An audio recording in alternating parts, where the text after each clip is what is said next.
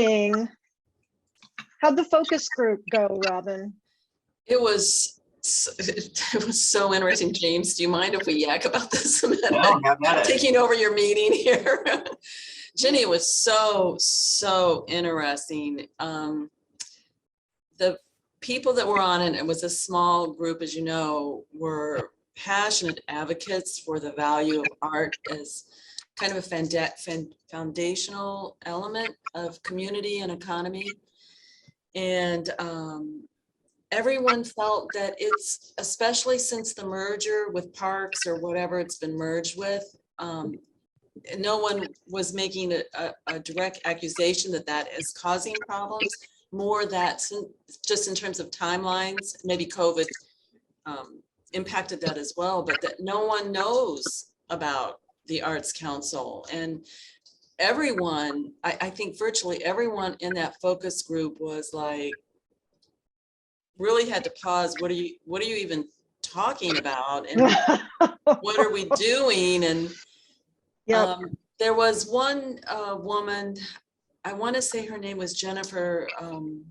She's in economic development, more in the North Country, long black hair, super smart.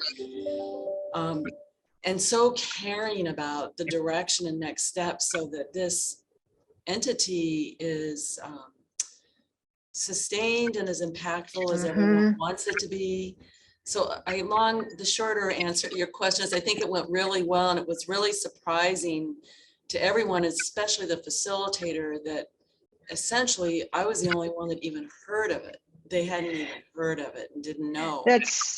That's really, really fascinating. And it's always been a concern, but I think that when we were part of the Department of Cultural Resources before Van McLeod died, I think, he was so visible. Yeah. And, it's a very different world for us being the smallest division of this big department now. And everyone kept saying, why that department? Everyone knows it's funding issues, but well, it actually, we can take over the meeting with this, but I think when it happened, when that merger occurred, there were two things going on. Governor Sununu wanted to get rid of DREAD. He wanted to break up DREAD. And so to do that, he created the Department of Business and Economic Affairs with Economic Development and Tourism, and then took the cultural agencies and put us in with Parks and Forests and Lands. And there are some benefits there in terms of economies of scale and other things that have made a big difference, a positive difference for us. And also a positive difference just in, we always say with this department that we're everything you love about New Hampshire. Yes. And, parks and forests and lands and the libraries and historical resources and the arts. But, and we're not alone as a state arts agency. Just about every state arts agency has a visibility problem in their state. Interesting. Everywhere I go, every meeting I attend, people are shocked that there's actually a state agency to support arts and culture. And so that's so interesting. And James and everyone, maybe I'll just set the table and then James will give the agenda back to you.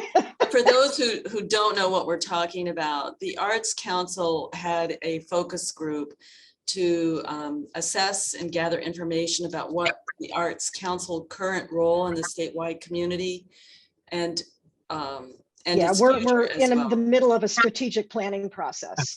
So, for those who don't know, when Jenny refers to Van McLeod was a former commissioner who I worked very, very closely with, Ben and Sean, when I was in Portsmouth and also in Manchester, to use art and culture as a foundation of my economic development agenda. And Van and the Arts Council was very involved in all of that then. And then the Arts Council was spun into this whole new department, I guess you could say, right, Jenny? Oh, yeah.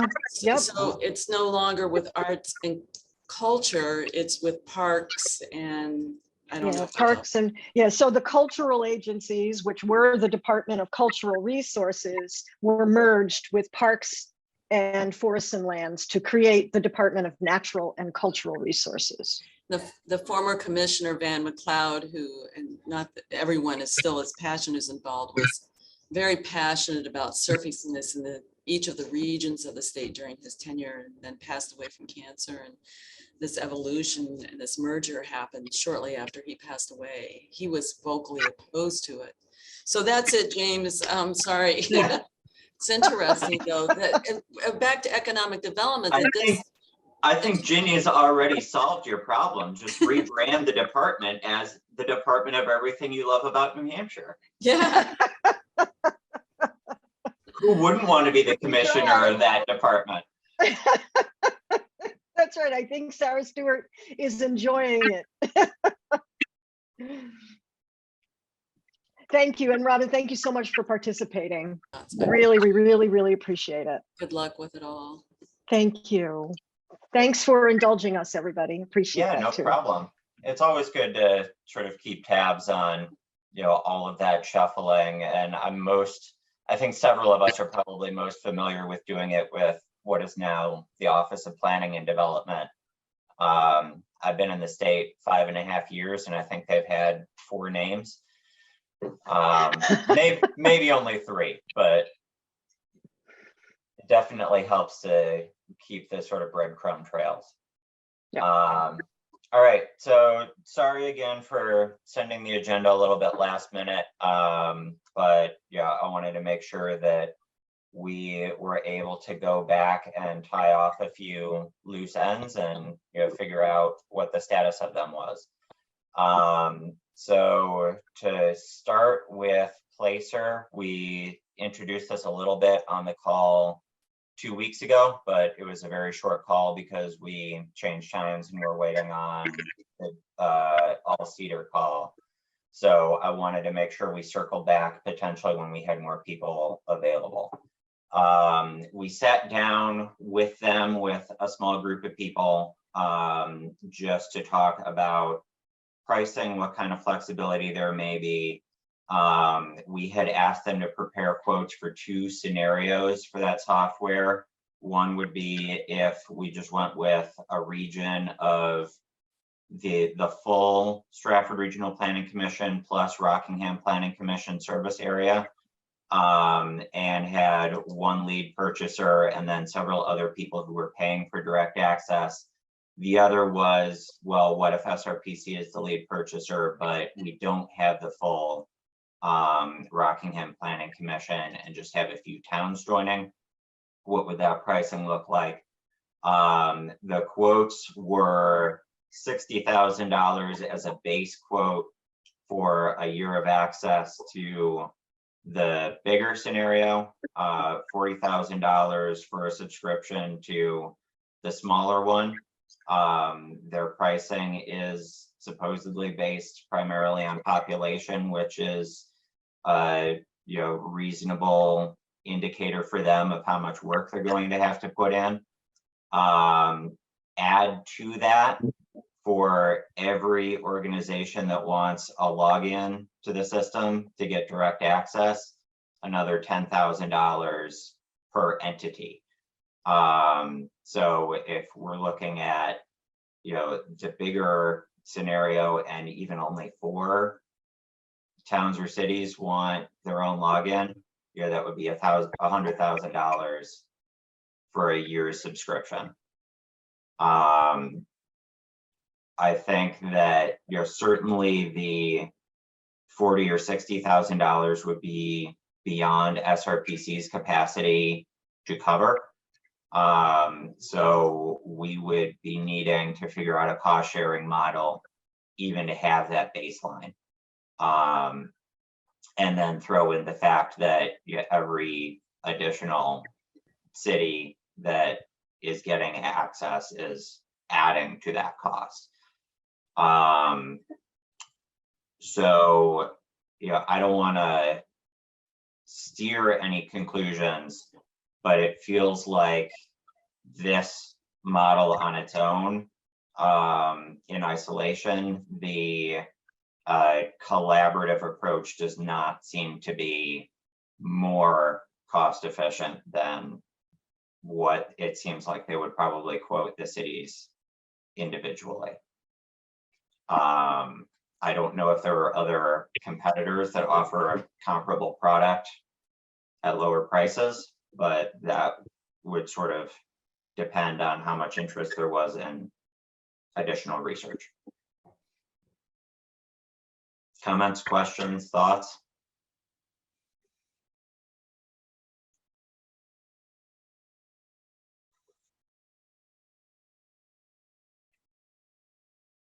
James, I'll just chime in that I had a discussion with my EDC even before knowing what these numbers were, but we'd had a general update, and there didn't seem to be a strong desire or push. So they're consequently, they haven't included in their budget request for next year. Okay. And that sort of leads to another complication if we were to do this together. You know, I'm assuming Newington, I know Darren and Exeter, you guys are on town meeting schedule. The cities are on basically a 6-month different fiscal year. The budgeting seems like it would get complicated if we're figuring out whose year are we starting a subscription on. So, which isn't to say that's not something we couldn't figure out for the right product, but it seems like general consensus is that this one is too rich for my blood, man. I mean, they're not too flexible on price, so we just can't do it. I'd get eviscerated if I tried to put that amount in my budget. And James, I pretty much made up my mind after that call that I'm out. I couldn't put dues money into this thing for given the prices. Like, I have too many communities that just would not be interested, and only a couple that do. So I don't think I could commit the money. So I guess what I'm looking for, because I think we internally were also looking at that, and we were willing to sort of assume for the sake of research and discussion that we would be the lead purchaser, but certainly at those prices, that's pushing our budget. Yeah, I see Jen shaking her head very vigorously. Yep. We can't afford that either. So I guess for next steps, are we going to just sort of leave it at that? And if individual communities want to try and negotiate and see if you can get something a little bit more budget friendly, you just go off on your own? Or would we like to look into other products and see if the idea could be feasible just with another provider? So James, I'll jump in. I mean, I've seen 2 or 3 presentations and I was pretty excited about the capabilities, but understanding the financial realities. I mean, when just as listening to you kind of outline this, I'm already starting to think about next year and the budget, that I'll be working on towards the end of this year. So, I mean, my appetite is still wet for this, but I think it's going to require a little more research and really just understand, what kind of buying power we will have, and are there alternatives out there? So that's kind of my reaction. James, I have a similar reaction to Sean. I think I feel the same way. Like, we would love this software, but what other products are out there, and would SRPC maybe entertain something that was smaller that we would have access to? All of us. Is it worth looking into for you guys? Would you be able to use the software as well? Jen, So, go ahead. I would say yes, we probably would be able to use the software, and I could see that there are potential applications to have access to similar data for some of the smaller communities. Take for example the Explore Moose Mountains region. That's the smaller communities to the north of the Tri-Cities. Right now they're trying to do a market study and just pull some basic data together. I think it could be beneficial for a situation like that. But the practical reality is that right now 80% of our dues is already locked up and goes towards matching federal programs. And so I don't have another funding source, direct funding source, to offset the cost for everyone. So that's the practical limitation that we have here. So it would definitely, from our perspective, need to have some sort of a cost sharing component to it. And figure out how to make it feasible. But I think, you know, just as we all saw with Placer, it was just far too rich of a product for all of our budgets at this point. So just some of those things to keep in mind. Yeah, That I money mean, we're getting from the CEDR, James, is that going to be an annual thing? A competitive annual thing? there is no indication that it's going to be annual. I think the way it was originally phrased was, if we show sort of the benefit and a return on investment for that money, then there could be more in the future. But I have not heard anything definite about, you know, what that would be, when it would be, how frequent it would be, any of that. It'd be a great use of those funds, though. It would be for Placer, that would hardly have made a dent, but No, fair enough. For something else that, you know, if that could get us through the extra setup costs, if there was more in year one and then it was easier to sustain or something like that, certainly something we could keep in mind. The other thing that I just wanted to throw in conclusion, you know, even if we aren't able to, you know, allocate enough dues for us to actually buy into a system, I think I'm still happy to continue to do some of the research and try and compile all of that for all of you, just sort of as part of, you know, what we're doing with facilitating this group. And I think that activity, the research that I could do and, you know, compile stuff, does fit into sort of the administration dollars that we have set aside in the CEDR funding. So happy to keep exploring and see where we can go with this. Any other final thoughts? Yeah, James, James. Oh, sorry. Go ahead. I was just going to say that you know, although the Placer presentation was impressive, and you can sit there and think, oh, gee, what if I had this? But it's not, in my mind, yet to a point where it's an answer searching for problems to solve. And had they given us a better introductory rate, we might have found those problems that it could solve. But I'm not sure, I mean, this is just from my perspective, I'm not sure that it's valuable to spend more time on this, looking at other products, unless we have a truly identifiable need that such products could meet. And so just my observation. That was a point that I think Reed made explicitly to them, was, hey, if you get us a taste of this, and after a year we find that we can't live without it, you know, an escalating contract would seem to be a good way for them to hook people in. When we left the meeting, they said they would see what they could do and they would think about it. I haven't heard anything. So I'm not holding my breath that they're behind the scenes trying to find a way to, you know, lower costs.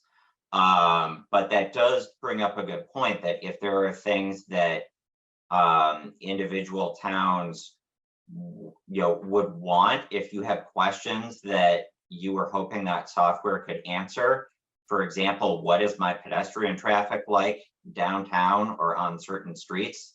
I know SRPC has pedestrian traffic counters. RPC probably does as well. We've set them up for Rochester in the past for, you know, for example, Free Comic Book Day, to see what kind of traffic you have going through. Yeah, there may be similar ways to get similar information. It won't be as detailed. It won't have all of the creepy, where did this person go to before? How much time do they spend in vegan restaurants? All of that. But we can think of other ways to help get baseline information. Charlie? Yeah, James, I agree. I think the software had some nice features to it, but again, it's really expensive. We deal with this a lot. We buy into Implan, we get business analysts from Esri.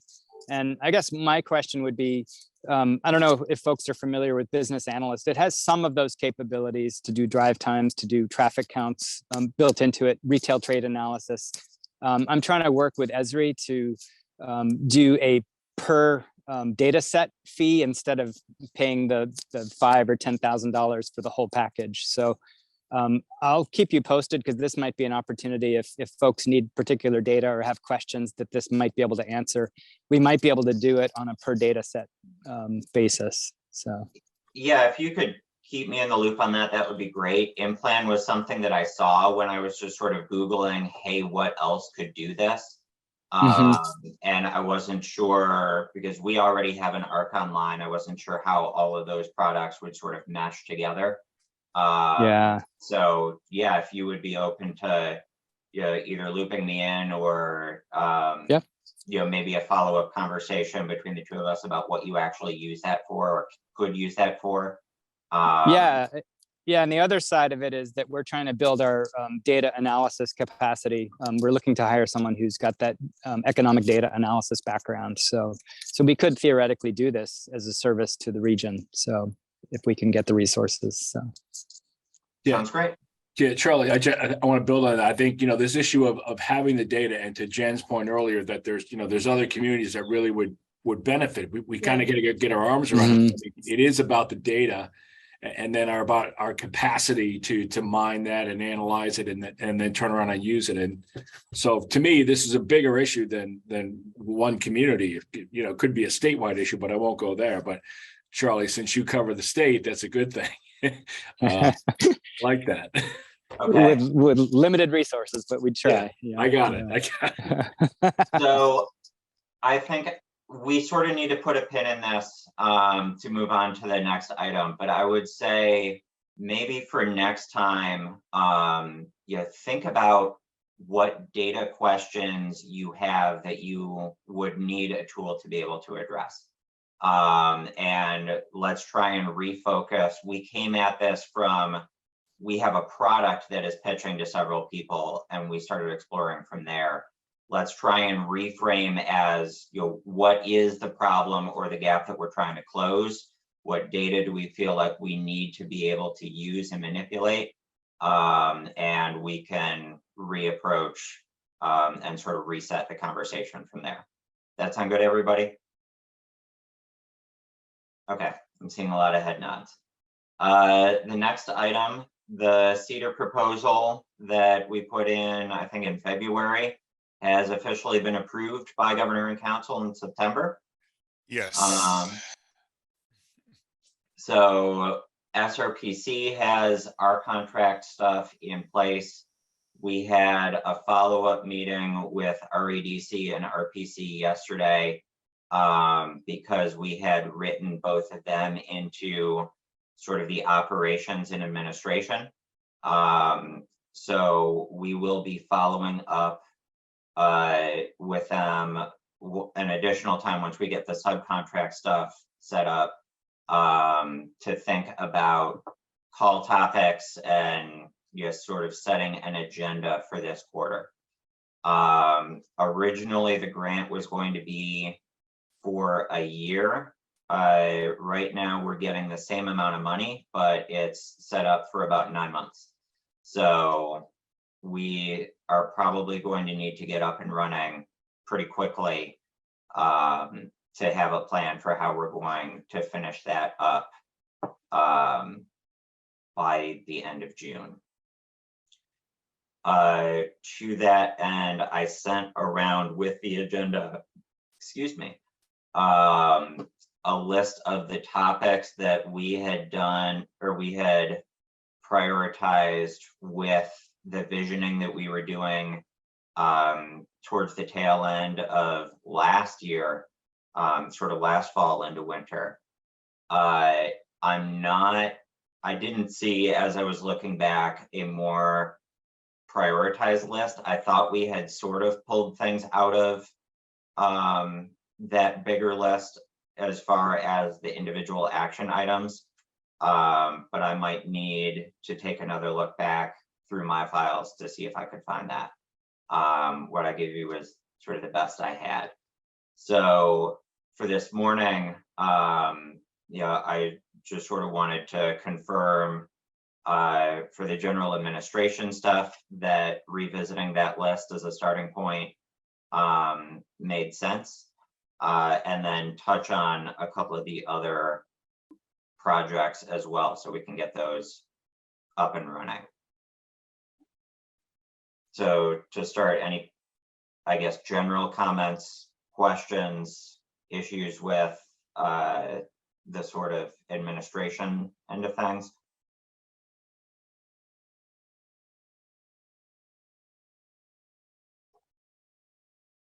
All right, seeing none, I see John is on the call, so I'll hop to that one next. We had set up a small grants sort of proposal as part of the scope that we were, John had a request for a little bit of gap funding, but we had also identified that, potentially setting up a small grant program with a mechanism for how to decide how to use that remaining 5,000 or what have you, might be a good way to sort of initially, put a general placeholder on that funding, and then leave some flexibility to use it later when opportunities arise. So I wanted to confirm, John is still interested in using the allocated money. Jen and I can follow up with him about, setting that subcontract up and getting that in place. Any comments, questions, objections to us just sort of getting started on that? James, if I can just put my Sure. 2 cents in. And first of all, I apologize for not being on this call for the last couple of meetings. We've been kind of crazy down here in Hampton. And as you know, this is a busy season for us, including the Seafood Festival. Well, now that that's over again, I'm hoping to continue to participate in these meetings. So to directly answer your question, one, I truly appreciated the intent of you putting in a small grant for our career pathway workforce program. That was very much appreciative. I think we talked about it being used for scholarship type of money. I can tell the group that we kicked off last 2 weeks ago our career pathway program for the fall, both in Greater Manchester and in the Seacoast area. And so both programs are now up and running. And I am working to put together an application process for scholarships for individuals that now have gone through the first course. I might add that in the spring, we did have a course, and we had 11 young adults go through the program, 9 of which have decided to go through a next step program in a particular trade. So it was a very successful program, and even some of those would now qualify for some of our scholarship money. So I just wanted to quickly update everybody on that. And I'm more than happy to sit down, James, with you and others to work out any other details that we have that you require. Thanks, John. That sounds great. So, other comments, questions on that aspect?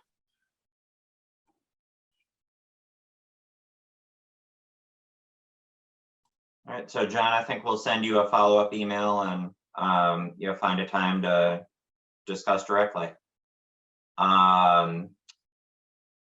The other sort of large project besides administrating these calls that we had set up was a workforce development / marketing project. I think the large focus on that was a combination of sort of researching, hiring and personnel management best practices, the sort of workforce development initiatives that are available in the state that could be a pipeline for employers that are needing employees, and then a marketing component to that would help to disseminate that information to a variety of employers. We had a small committee that was working on that was originally, I think, Sean, Warren, and Nancy Carmer. Right. So I think from my perspective, probably the immediate need for that was that since we were planning to hire a marketing consultant to help us with preparing assets and consulting on strategy, I think we need to start working on that RFP as soon as possible so that we can get that released and get that procurement process going. So if everybody's okay with it, I think I'd like to task that same subcommittee. Since Warren isn't here, I'll just volunteer him. Sean, are you willing to sort of have a small group meeting and start working on that? Yeah, I'd love to get a replacement for Nancy. Since that's. So that was what I was about to throw out there was, I think, since Nancy's not available, I had reached out to her to see if she felt ownership of this one and wanted to sort of do it on a volunteer basis, but I think she's enjoying retirement right now. Right. And is taking a well-earned break from subcommittee work. Right. So if we had one or two people who were interested in joining that group, that would probably help with other perspectives. Any volunteers?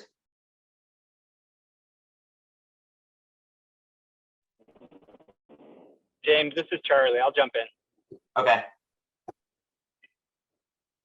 One Thank more? you, Charlie.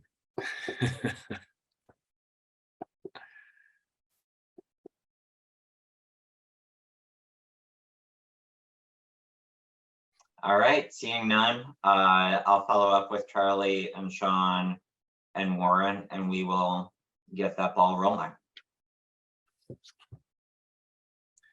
Thank you. So coming back full circle to the administration side, we are going to have, part of what we wrote in was having roughly a quarterly sort of strategy and planning meeting between the planning commissions and REDC. So we could start laying out a schedule of speakers, future discussion topics, go back to that list of potential implementation or action items to identify what was in our wheelhouse, what was most relevant, what would be low-hanging fruit that we could start working on. We will probably try to set the first of those up before the call in 2 weeks. So are there any immediate ideas that people have for speakers or topics that you want to cover, I would say, through the end of the calendar year?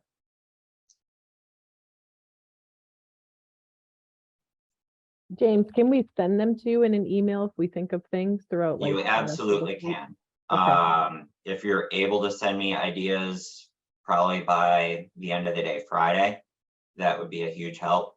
I'll be out starting this afternoon and tomorrow for Yom Kippur, so I'll probably be playing catch up on other things the rest of this week anyway, apart from scheduling. But I will compile whatever I have, I guess, by 8 a.m. Monday as the basis for what we can work from in that brainstorming meeting.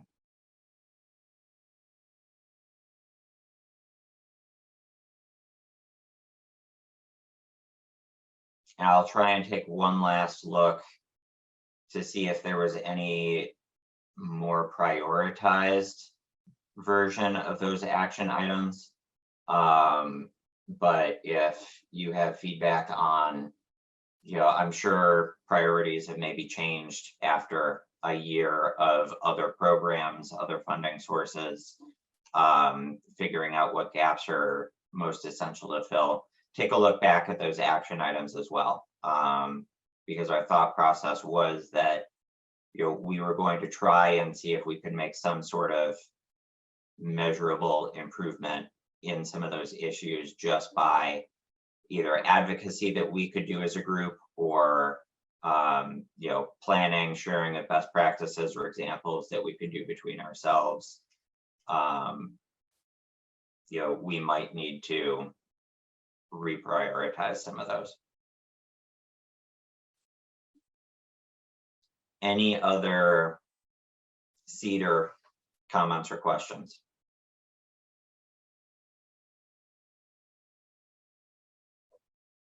All right.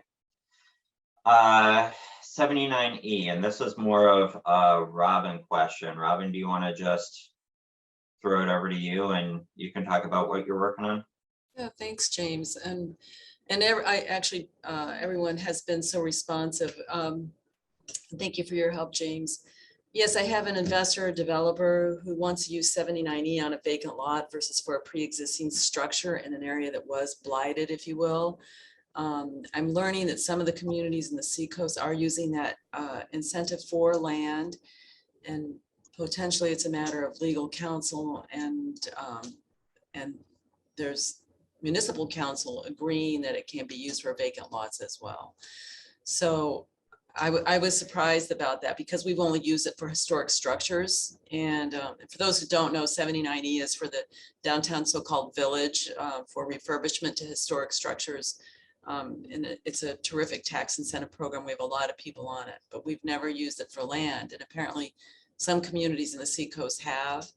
And so I've got a couple phone calls planned for after this phone call, and it's just sort of it for the moment, I guess.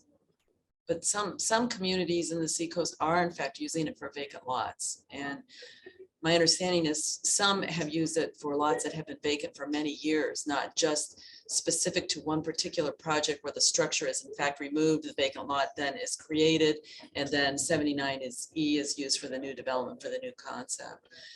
This vacant lot we're dealing with has been vacant for about 5 years. So it's just kind of interesting. And I was surprised when this investor was saying, I want to use it on this lot. And that in fact, some of you are using it that way. So. Robin, I'll talk you through this whole thing. After this, we'll talk on the phone. I'll walk you right through it. Question though, how many units are you thinking about putting in there? Residential units? Yeah, I think she's talking about 10 to 15. Would she be willing to put 10% of them?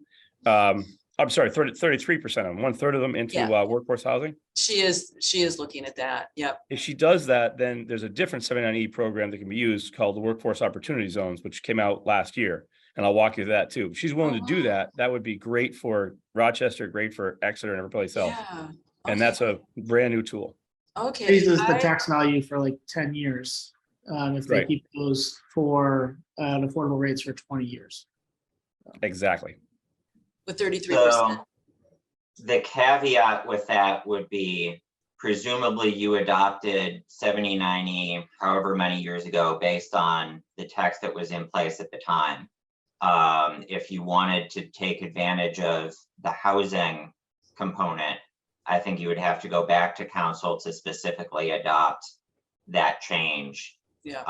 And I think similarly, if you're saying you had only ever used it for rehabbing historic structures, you probably need to look at what you have on the books anyway, if you would consider using it for vacant to see, do we need to change how we adopted it, change our definitions? That makes a lot of sense. Yeah, no, thanks. Yeah, I was just so surprised. And like I say, that people are using it for vacant lots. So, but that makes great sense, James. So thanks everyone for all your feedback yesterday. Well, and I think the housing opportunity zone frees that up. I still don't think you can use it for vacant land, and I'm not looking to get in a fight here. I agree with whoever, I think it was Darren, it said, talk to your legal counsel, because how do you have a qualifying structure when you don't have a structure on a property? Well, it's interesting when you read the ordinance, and I guess this is why attorneys make a lot of money, but there are communities on the Seacoast that are using it and approved by legal counsel for lots, but, and Yeah. it talks. I know when we looked at using it in 2011 for some vacant land, and the advice we got from the municipal association, from our own legal counsel, and from some other communities in the state was that that's what TIF districts, that's the differentiation is you use a TIF district for vacant land, you use 79E for a structure, a blighted structure, unless you can determine that the building that was there, A, was blighted and B, has come down. I think there's a provision that says that if it was fire or natural causes, which how does a building die from natural causes? But if that was the case and you can document that, then you can use it for land if it's within, I want to say 15 years. 15 years. 15. 16, maybe 15 or 16. But Chris, she could do it if it was in a historic district. And I think that building probably is. It is, yeah. So was in your case, Chris, was that not a historic district? So we, it's always good to know that the oldest community in the state doesn't have a historic district. So the community we is actually had historic to, district.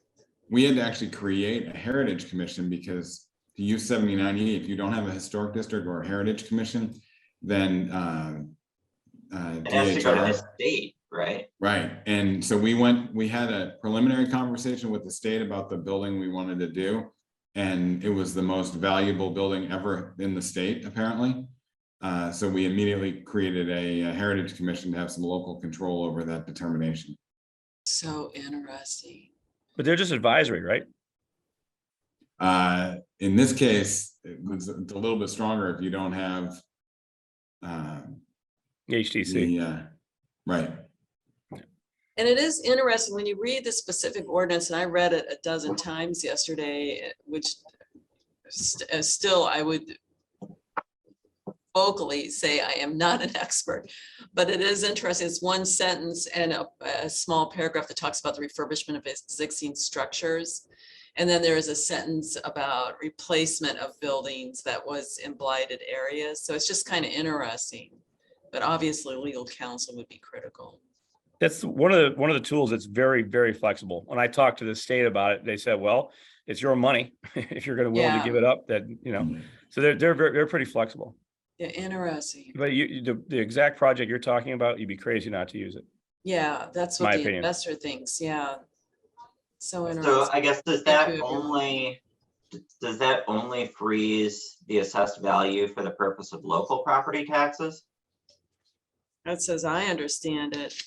Yeah. So there's you have to go through that, but it is the local. And the curious part is it doesn't freeze anything. It still allows some background growth, but it says that the pre-development value of the property is the development value of the property with background growth for the term specified. So that's probably one of the things to keep in mind, is that whatever the land is assessed at today, it's going to be assessed at for the term that the council agrees to, plus some background growth. So if your background growth is 1-2% or whatever it ends up being, just keep that in mind on the impact that you're going to be seeing. You know, and depending on how long it goes, because you might have a reassessment, townwide reassessment during the period that you've, the length of time. We gave one for 9 years, I think it was our longest one.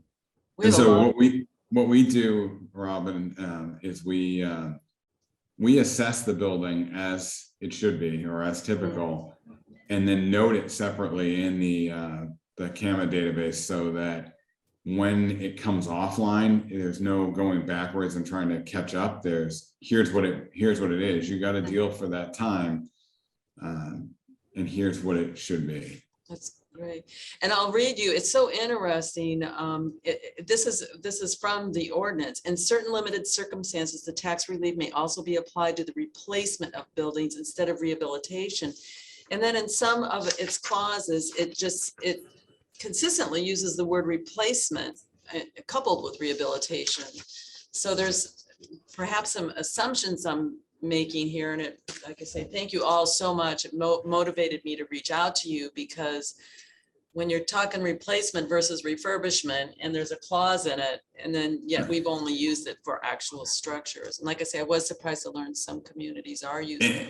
And that to me is the crux, is replacement means the demolition or removal of a Right. qualifying structure. If you have no qualifying structure, how are you demolishing or removing it?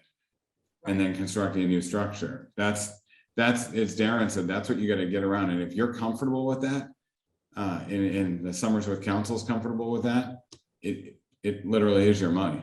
Yeah, so interesting. Well, And James is right. I think you would have to re-adopt it if you do go the housing route, gotcha. Yeah, that makes sense. which Thank may you be a all. sale in your town. Thank you all so much. It's good to know that Bob's letting you do some economic development though. Yeah, don't get too hopeful. Well, this investor is very interested. I think I probably told you about her. It's just a great story. Sorry for the diversion, but she was an investor from Boston who moved to York during COVID for her kids to send them to school in York, and tripped over Somersworth.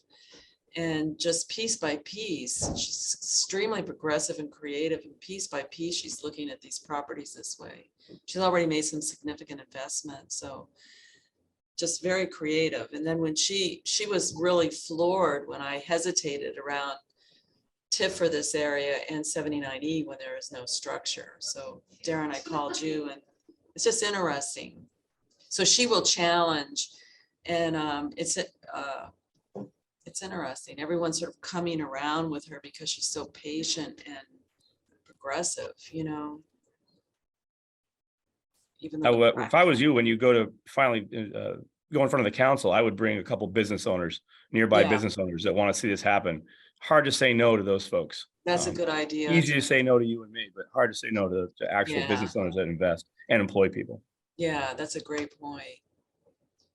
Again, thank you all so much. And Dover, sidebar while I have the mic on, I love your new parking meter approach. That's what Newburyport uses. Newburyport, it's so neat. It's going to be great for Dover.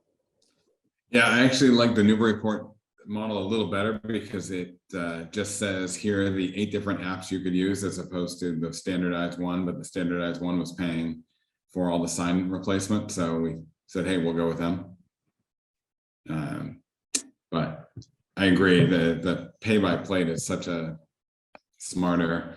And it's funny because we were thinking about it for the waterfront, how we were going to do it. And we realized the cost it would be to add the meters. Chris, And stop for a second and tell everyone what you're doing, because not everyone may be on board. so we're basically saying kiosks are old. No one uses kiosks. Everyone uses apps.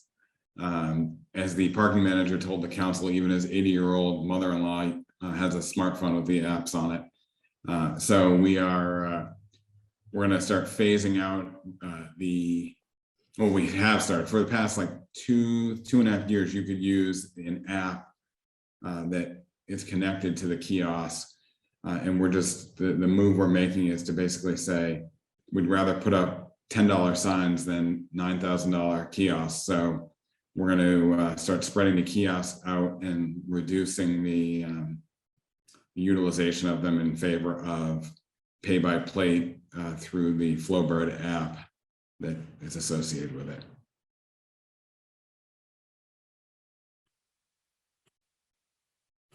So.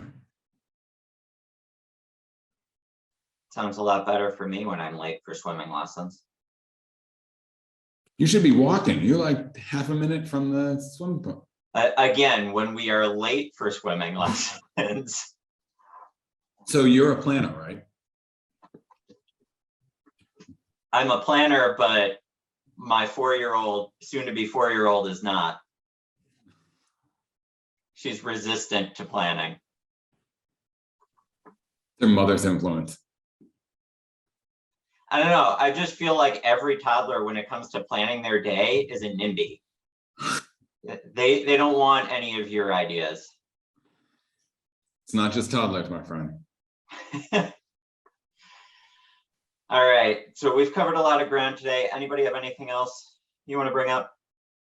I'll throw out there that we all know how great Reed is, and if you want to come work for her, or you know someone that wants to work with her, we are going to be posting a business development manager position either today or tomorrow that will enhance our team and help us with reaching out to businesses and helping to create a more resilient and vibrant community.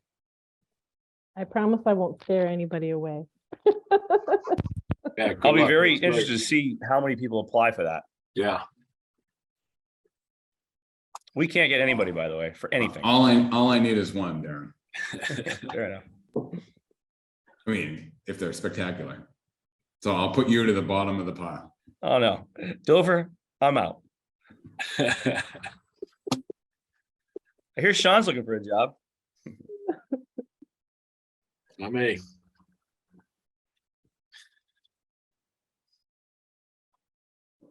Seriously, though, what we need to do is make sure that somehow reverse this when Robin leaves no economic developer in Somersworth. A colossal mistake. So whatever, is there any way, Robin, we can somehow go in front of your council and tell them how important it is? Show them the videos of this. Show them just how involved someone has to be. Robin, I'm kidding you not. Those business owners that I spoke to the day I came to visit Somersworth, they are very upset that you are leaving. Oh, that's so I spoke to 4 of them, and all 4 of them said the same thing. That melts my heart. Thank you. You know, we're sort of talking about having a meeting with Bob. I hit on the idea yesterday, even of a master's level intern. And I'm preaching to the choir, but even the administrative side, let alone the social and connectivity side, I feel badly for Michelle, who's taking on all of those duties. And there is this idea, although they haven't started interviewing, to hire a planner for her, and that this person would take over a lot of this role. So kind of a person who could straddle both, and with Michelle taking over the economic development stuff, but they haven't posted it. So I'm sort of asking about what are next steps and when are we beginning this process. So at the end of this month, I'm doing a whole walkthrough with the staff here in terms of all my files. And I'm truthfully worried because we don't have software. I've had to create so many fields manually, Excel, and it requires a lot of work and attention to updating them so that you have that resource. But so we'll see. So if someone wants to speak at your council, they have to ask permission, I assume, because they're from out of town. Darren, I really don't think so. I don't go to council meetings. I don't go to EDC meetings or council meetings, or none of those meetings am I. You don't go to EDC meetings. All right, I'm gonna stop talking because I know this is taped. I'll have more to say about this later. So. But I would say for the council meetings, I really think that people do come and speak at them, and there are no time limits. I know when Domino's was being considered downtown, a lot of people from even outside the area were speaking. I don't know that you have to be a resident, is what I'm trying to say. I really don't know. Okay, thanks.